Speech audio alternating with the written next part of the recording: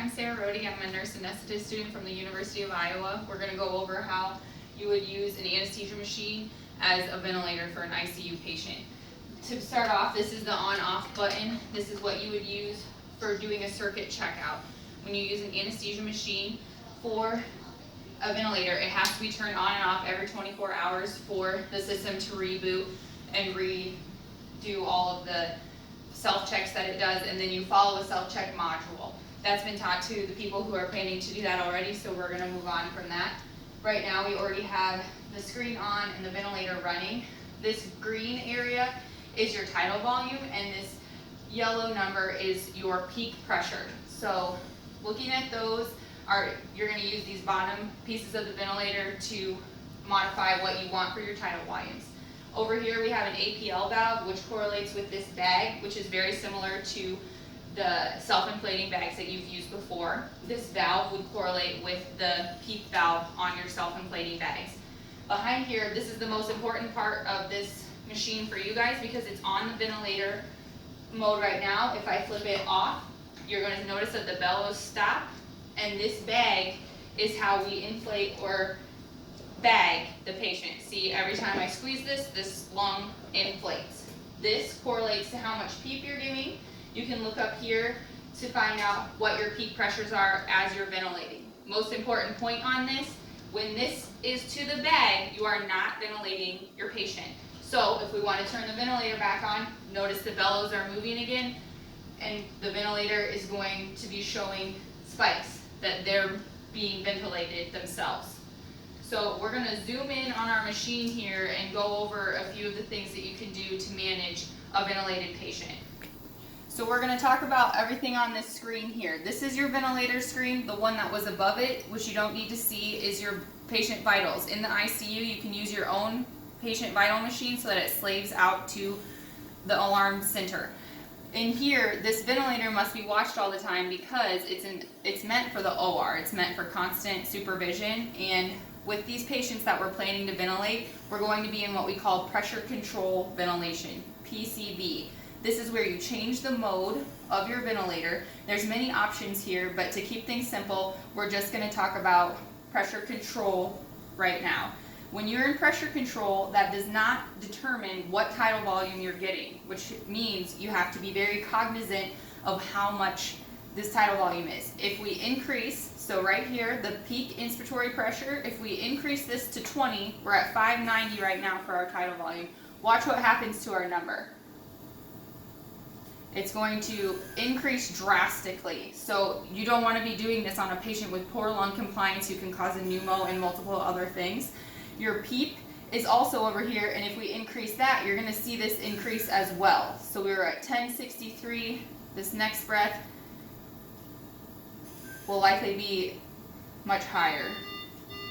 The peak pressure increased so much because we have a lot of PEEP on and we have a lot of peak inspiratory pressure. As we turn this down, and especially your peak inspiratory pressure, see how much higher that was? When we go down on these settings, your tidal volume will decrease. So if you're having issues with peak inspiratory pressures that are too high up here and it's alarming, you can go down on your peak inspiratory pressure. When you do that, you have to be cognizant that your patient isn't being hypoventilated. If you're continuing to give a large male who has decent lung compliance only 300, you could become hypoxic. So this is something that you're going to have to continually pay attention to in here. Now, one of the major things to note on anesthesia machines is their alarm system is very different. It is not set up for an ICU setting, and so your tidal volume, notice where it's yellow, the tidal volume alarm is off right now. And if you're worried about your tidal volumes, you can turn it to, say we don't want to see any tidal volumes less than 300, or you want the vent to tell you. This will now alarm for that, and the high limit is 1200. You can cinch up these alarm settings as you see fit. For pressure control ventilation, I would always put on an alarm for your tidal volume, which was right here. That's your low tidal volume. This will safeguard you, but it does not mean that you don't have to pay attention to your tidal volume and what your peak pressures are. They're using high PEEP in these COVID patients, which means if you go down on your PEEP, you may de-recruit that patient's lungs. So you need to be very cognizant of which thing you're going down on and which one is going to help you the most with your tidal volumes, but still keep the alveoli of that patient popped open. Normally you would see a CO2 reading right here, and that is something that will be plugged in. Since we don't have this hooked up to an actual patient, you don't see it. You will be able to have the CO2 from this machine hooked up to your patient and also hooked up to your ICU monitor. So you will get the CO2 pulling over into your chart, but you also need to pay attention to it on this vent, and that is something that will tell you if they're breathing. If you lose your CO2 all of a sudden, the patient's not being ventilated, those types of things. There's other things on this machine that you can look at. These two numbers up here are probably your most important. Your end-tidal CO2 is where that 0 is at the moment. This will give you your respiratory rate. One of the most important key buttons for you is right here, 100% O2. So say we're on 50, we're on 50% O2 right here. You see that? When your patient is desatting or decompensating, you have two choices. You can click this 50%, go to 100%. Now on 100% FiO2. It will also tell you right here what the patient is getting. You can also use this wheel to go up or down on your oxygen. So two choices, spin the wheel, touch, and click. This is one of the most important spots. Another important spot is your audio alarm. If we have a patient who continually alarms, so this is an unexpected high tidal volume, it let you know, but it disappeared. You can pause the alarm up here, and that will stop it. So I want us to step back a little bit so we can see our bellows here. We are going to simulate what would happen if you disconnect your patient. If you disconnect a patient, or even inline suctioning, either way, if you're losing pressure in your system, watch the bellows back here.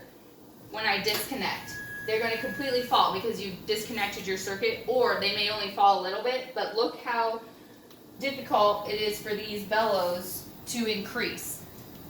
You are not ventilating your patient when your bellows look like this. The bellows must be reaching the top of the canister to be giving adequate tidal volumes. You have two choices when this happens. The safest choice is to click your flow button, which is right next to your oxygen, and increase it to 15.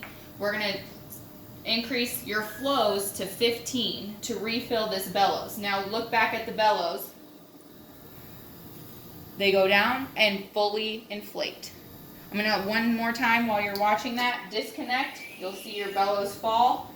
If you are having major problems with this and you need to quickly fill your bellows, this 15 liters takes a long time, as you can see. It's increasing, but it's slow. You can only use this O2 flush valve on expiration. So when those bellows are going down, do not push this button. When the bellows are going up, so we're going to disconnect one more time. When the bellows are on their way up, that is expiration, and you can increase the bellows faster with this. But that is a very rapid amount of oxygen. This is probably not appropriate for ARDS patient, COVID-19, who are very decompensated, because you're losing all of your PEEP when you disconnect. And then when you use this, if you get any amount of pressure that's too much, you can cause a pneumo or injure their lungs. So this should not be used unless you absolutely have to. Use your flow button. The next thing on this ventilator to remember is your mode is right here, our pressure is right here. You can change your respiratory rate. With patients who have poor lung compliance, it's best to use 6 mLs per kilo of ideal body weight for what you want your tidal volume to be. Once you are reaching the adequate tidal volume, use your respiratory rate to increase if you're having issues with hypercapnia. So you don't want to be giving large tidal volumes to patients with poor lung compliance. All of these things, there's many more buttons on this monitor that you can pay attention to. For right now, I want to skip back to our ventilator button back here. Right now we have the ventilator on because this switch is to the bellows, and you can see the bellows inflating and deflating. When this switch is flipped, to the bag option, the bellows will no longer move and the ventilator is not on. Now you have to manually ventilate the patient, or they can spontaneously breathe on their own. If they're at minimum, that's the easiest for them to ventilate, but they do not have any PEEP. If a patient is requiring PEEP, this must be turned up and they can breathe spontaneously through it if it's low. If you're trying to bag them, you turn it up and use your bag. So when this is flipped here, if a patient does not breathe for themselves, they will be apneic, they will not be breathing. This has to be flipped back to the ventilator to resume ventilation. Another thing we need to talk about on this machine is what we call soda lime. So we're looking at the CO2 canister here. This takes the CO2 out of the air that's coming back to the machine from the patient and scrubs it.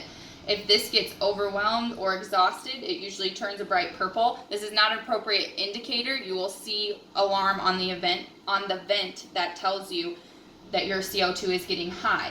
To change this, you flip this green button back. This falls down. You pull the canister out and you replace by sliding it in all the way to the bottom and clipping it up, and you'll see it lock. These will break if you jam them in too hard, and your circuit will have a leak. Your ventilator will not be providing enough pressure because the leak will come out of this. So if you're having a pressure with leaks, it can be disconnection, a break or crack in this, or any other number of reasons, but that is 2 ways that you can lose pressure. Here we're going to talk about the ventilator check. So when you're ventilating a patient, this is a button I'd never want you to push, but we're going to do it to show you how a case would end and be restarted after a machine check. You press end case now. So if you bump it, it's okay. You have a second option. But notice, everything has been cleared. If you do end a case, all of your settings will go away and all of your ventilator settings will have to be reset when you start over. So I'm going to click checkout. What will happen from your RT is they will come in and perform this test. You, as the nurse, will need to be bagging the patient with adequate PEEP or whatever they need with a self-inflating bag, because this cannot be used. The anesthesia machine cannot be used during its checkout.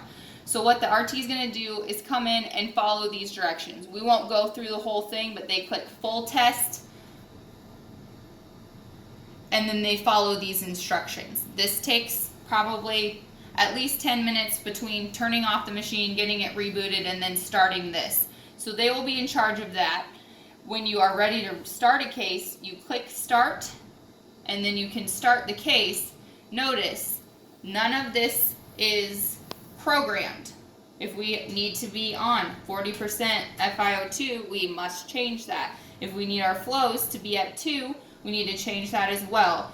If we need to change the mode, we'll go to pressure control. We'll pick our peak inspiratory pressure, and then all the respiratory rate and PEEP need to be reset. All of these are touchscreen. You can spin your wheel to what you need. As always, you're an ICU nurse, you know how to use a self-inflating bag. If you're having any problems with a patient with this ventilator, take them off and use a self-inflating bag to bag them. This should be done during machine checks, and this is what it looks like. You would have this is the patient, the clear is the patient, the green is the bag. So on this top piece, this is where your PEEP valve is. If you open it up all the way and try to bag a patient, this will deflate. Using these bags gives you PEEP that you can bag the patient and still maintain some PEEP. If you keep a little bit of pressure with your hand on, that's the equivalent of PEEP. With a regular Ambu bag, this is not available, and you will lose all the recruitment breaths and things that you've done on the ventilator. That progression can be lost.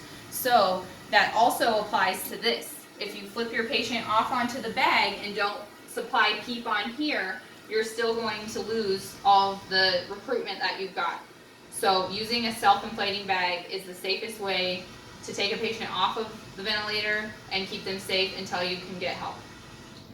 To wrap up, there's a PowerPoint available from Rachel Westernik, an SRNA from the University of Iowa as well. It's very detailed and can answer any of your questions.